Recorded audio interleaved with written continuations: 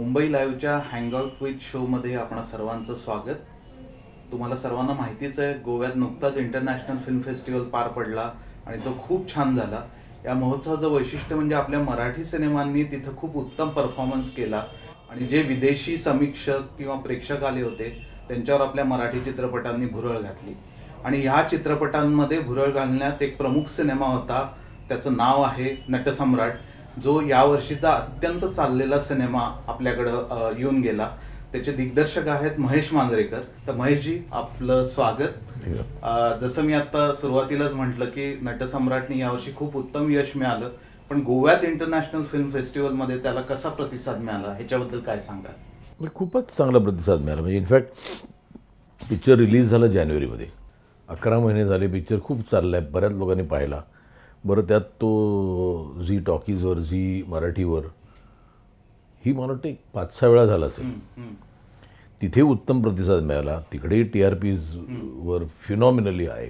Show होता ज्यावेळेला आयनॉक्सला, तर मी खूप थोडासा नर्वस होतो. मी म्हटलं असं नको व्हायला की 1-2-3 जणं बसलेली असतील, पण सरप्रायझिंगली द ऑडिटोरियम वॉज फुल. म्हणजे नानावर बसलं, आम्ही बसलेलो, आम्हाला पहिल्या रोमध्ये असं बसून बघायला लागत होतं. म्हणून म्हटलं नको, मान दुखेल. म्हणून मी बाहेर गेलो, थोड्याने आत आलो तर सगळं त्याही सीट्स गेल्या होत्या.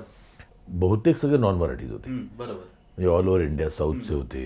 आणि ब्रिलियंट म्हणजे त्याला तिथेही स्टँडिंग ओवेशन मिळालं. आणि तिथं इंटरनॅशनल ज्युरीज होता, ऑडियन्स होता, आपल्याकडच्या प्रेक्षकांनी तर सिनेमा बघितलाच आहे. त्यांचा फीडबॅक तुम्हाला कसा मिळाला? खूप छान होता. सगळ्यांचाच फीडबॅक चांगला होता तिकडे. कसं आहे की त्या ऑडियन्सला साधारण फेस्टिवलचा 1-1.5 तासाचा किंवा 100 मिनिटाचा फिल्म बघायची सवय असते. त्यात आपला सिनेमा हा 165 मिनिट, म्हणजे खूप मोठी लेंथ होती, मोठी लेंथ. पण ते नॉट, आणि बरं इंटरव्हल नसतो. आपल्या इथे कसं असतं, मोठा सिनेमा असेल तर इंटरव्हल असेल तर बाहेर येतात लोक. इथे नो इंटरव्हल, म्हणजे जवळजवळ 2.5-3 तास लोक बसून, आणि not 1 person moved, and that was phenomenal दिसते. सगळ्याच मराठी सिनेमांना चांगला रिस्पॉन्स होता. जसं नटसम्राटला यश मिळालं, इतरही मराठी सिनेमांनी खूप चांगली कामगिरी केली. आपले लोकही तिथं भरपूर आले होते. त्याच्याबद्दल काय सांगणार? कसा ॲटमॉस्फिअर होता तो आपल्या सिनेमाच्या दृष्टीने? ॲटमॉस्फिअर खूप छान. एक तर मराठी लोक खूप होती तिथे. दुसरं म्हणजे ह्यावेळेला काय केलेलं, जे which was a very commendable thing, Maharashtra गव्हर्नमेंटनी, म्हणजे जे चांगलं आहे ते चांगलं, आत्तापर्यंत कोणी करत नाही, गव्हर्नमेंटनी स्वतः इनिशिएटिव्ह घेऊन तो सिनेमा नंतर गोव्यातल्या छोट्या छोट्या गावात न्यायचं ठरवलं ॲट देअर कॉस्ट. त्यामुळे मराठी सिनेमाला एक तिथे पण म्हणजे छोट्या छोट्या गावात नेऊन, त्यांनी गाडी नेऊन तिथे स्क्रीन लावून ते really made an effort to market it. आणि प्रत्येक गावात there was a huge crowd. म्हणजे मला आठवतं तिथे सैराट जिथे दाखवला, तिकडे देर वर more than 800 people watching the film. बरी सैराटी टी व्हीवर झाल्या, सगळीकडे झालं. सो ती इनिशिएटिव्ह पण खूप छान होतं महाराष्ट्र गव्हर्नमेंटचं. आणि सगळे पिक्चर छोट्या छोट्या गावात त्यांनी फिरवले. So it was in a way government did help us trying to reach a bigger audience. आणि मला वाटत नाही आता गोव्यात कोणाला मराठी सिनेमाचं पुन्हा इंट्रोडक्शन द्यायची गरज आहे. म्हणजे काय होतंय, कुठल्या लेवलला आहेत. आणि आय थिंक सगळ्यांना, म्हणजे एवढे आलेले त्यातला मेजॉरिटी लोकांना कुतूहलच होतं सैराटचं. Sairat has been a phenomena, आणि तो त्याची ख्याती मला वाटतं जगभर पोचरली.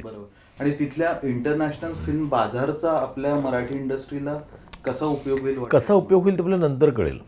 आणि सध्या तरी ऑन सब्जेक्ट वाईज आपण फोरफ्रंटमध्ये आहोत. म्हणजे मी I am not trying to boast, पण I am trying to compare जे आम्ही पिक्चर पाहिले, म्हणजे हिंदी आणि हेच बघतो ना आपण इथे.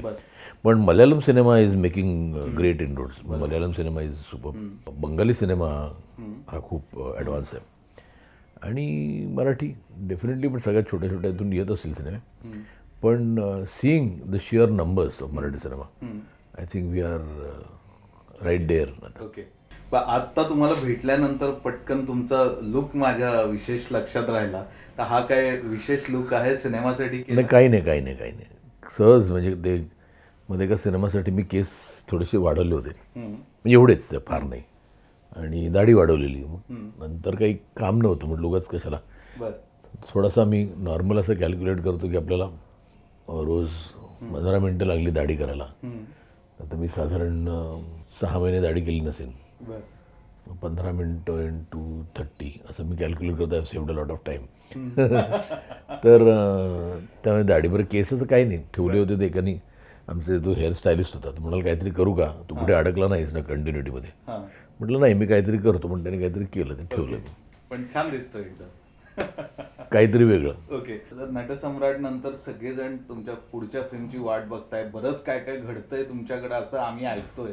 नेमकं काय घडतंय काय? आहेत सिनेमा. आता मी सगळ्यात आधी एक ध्यानीमनी नावाचा सिनेमा रिलीज होईल माझा फेब्रुवारीत. त्यात मी काम केलं. चंद्रकांत कुलकर्णीने डिरेक्ट केलं. खूप सुंदर सिनेमा झाला. तो येईल. त्याच्यानंतर एक रुबिक्स क्यूब नावाची एक लव्ह स्टोरी केली आहे मी. तो जरासं काय म्हणतात त्याला थोडंसं धाडसच केलं आहे. पण आय थिंक जवळजवळ 80% सिनेमा आम्ही परदेशात शूट केला, युरोपमध्ये. आणि आम्ही तिकडे जवळजवळ 30 दिवस होतो. बजेट खूप मोठं आहे. गाणी खूप सुंदर आहेत. हिंदी मूवी नाही, मराठी. खूप सुंदर झाला सिनेमा आणि it will be a treat for the audience. लिहिला आहे मी, डिरेक्ट केला आहे मी. त्याच्यानंतर जून महिन्यात एक येतो आमचा पिक्चर FU नावाचा. आता मी त्याला थोडंसं FU आणि त्याचा अर्थ तोच आहे FU. म्हणजे लोकांनी त्याचं काही समजू दे. आम्ही आपलं एक छान सिनेमा ग्रोईंग अप. सैराटनंतर आकाश ठोसरचा पहिला सिनेमा असेल तो. माझा मुलगा आहे त्यात. अजून 2 नवीन मुलं इंट्रोड्यूस केली आहेत मी. आणि म्युझिकल आहे तो. त्यात 14 गाणी आहेत आणि धमाल आहे. आणि हिंदीच्या फ्रंटवर काय? हिंदीच्या फ्रंटवर मी आय एम वेटिंग. म्हणजे मी हा FU हा हिंदीत पण केला आहे. पण बायलिंग्वेल आहे. पण हिंदीमध्ये असं उठून मला हिंदी करावं असं वाटत नाही. कारण काय तिकडे अजून तरी थोडंसं हिरो डॉमिनेटेड आहे. ज्या दिवशी ते स्क्रिप्ट डॉमिनेटेड होईल हळूहळू होत आहे तेही. तिथेही आज एक निर्जा चालतोय, तिथेही आज एक तलवार चालतोय, तिथेही आज एक तनुवेड्स म्हणू चालतोय. मग फक्त स्टारचं पिक्चर चालतं असं नाही आहे. त्यामुळे slowly but surely I definitely would want to do it. Marathi cinema हिंदीत यायच्या न्यूज सतत मीडियात फिरत असतात. नेमकं काय ते येईल तेव्हा खूप येतील. पण त्यात काय होतं, there many a slip between a cup and a lip म्हणतात ना. तर होतं ते शिक्षणाच्या खूप करणार होतं सलमान. मग then for some of the reason got delayed. आणि मग नंतर मग मी पण खूप वेळ काढला त्याच्यात. आणि आय गॉट लिटल इम्पेशंट. आणि मी म्हटलं की जाऊ दे बाबा नंतर करू, कारण films is my bread and butter. मी काही नुसतं घरी बसून राहणार नाही. बघू जे होईल ते होईल. I am not losing sleep over it. आणि एक शेवटचा प्रश्न जो आता आपल्याला सर्वांना भेडसावतोय, जो डिमॉनिटायझेशनचा विषय आहे. त्याचा फटकाही बऱ्याच जणांना बसलाय. चांगल्याही गोष्टी घडलेल्या आहेत बऱ्यापैकी. तर आपल्या इंडस्ट्रीच्या दृष्टीने काय होईल? कारण असं आता बोललं जात आहे की मराठी इंडस्ट्रीला उलट चांगले दिवस येतील.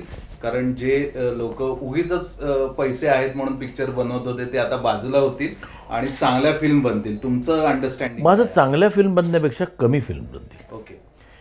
चांगल्या तर बनतातच आहेत. व्हॉट इज किलिंग द चांगल्या फिल्म्स इज द नंबर्स. म्हणजे जर का 100 सिनेमे येत असतील वर्षाला, 52 आठवडे आहेत, ॲव्हरेजच पकडलं तर 2 सिनेमा पर वीक होतात. बरोबर. आणि बरं कोणी एक्झामला नाही ओपन करणार, कोणी पितृपक्षात नाही ओपन करणार. मग ते क्राऊड होतो कधी कधी. एका आठवड्यात 3-3 पिक्चर. And that is killing the film industry. Reasonably जर का मराठी इंडस्ट्री व्यवस्थित चालायची गरज असेल, which should be a profit making industry, तर 41 सिनेमे, हे पण डोक्यावरनं पाणी, 41 शुड बी लिमिट वर्षभरात. त्याच्यावरती it is going to kill your business. लोकांकडे तेवढे पैसे कुठे आहेत? म्हणजे तुमचे समजा 100च्या 100 सिनेमे ॲब्सोल्युटली ब्रिलियंट बनले, लोक बघणार आहेत का? कुठून आणणार पैसे ते? त्यामुळे films are going to suffer. Naturally people will target की मी बाबा वर्षाला 20 सिनेमा बघणार आहे. मग त्याच्या पुढे तर नाही बघू शकत. बरोबर. त्यामुळे 40 फिल्म बनवले, 20 फिल्म लोकांनी बघितली, at least there be a 50% success ratio, जो आज लोकांना माहिती नाही, पण 4 आणि 5% आहे. पण demonetisation as such, but today at face value I feel it is a good thing. धन्यवाद महेशजी, तुम्ही एवढ्या प्रेमाने आमच्याशी या सर्व विषयांवर बोललात. पुन्हा भेटूच आपण. थँक्यू.